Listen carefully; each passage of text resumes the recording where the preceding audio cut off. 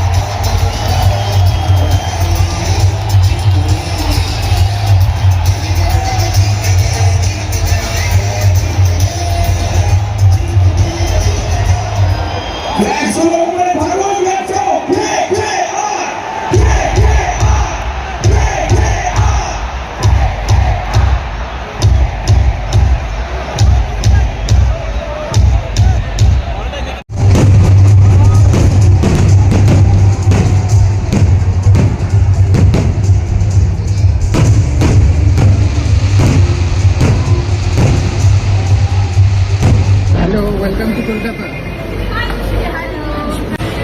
हाँ, एक black colour का है।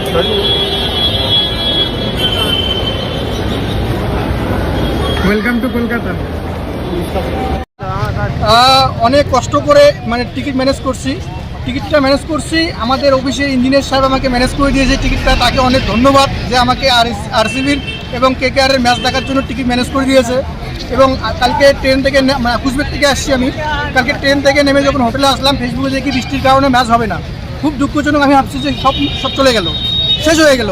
আমি এতদূর থেকে বিরাট কোহলির জন্য আসছি এবং বিরাট কোহলির ম্যাচটা দেখানোর জন্য আসছি। যদি ম্যাচটা দেখতে না পারি আর কি বলবো, এরকম দুঃখজনক ব্যাপার আর হতে পারে না। কি মনে হচ্ছে যে কে জিতবে?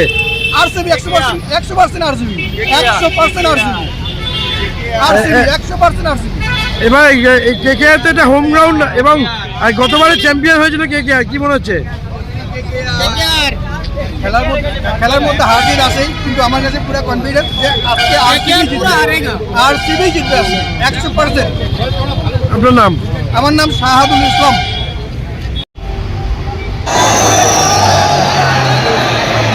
Substitute for Afghani, he has no power and he will not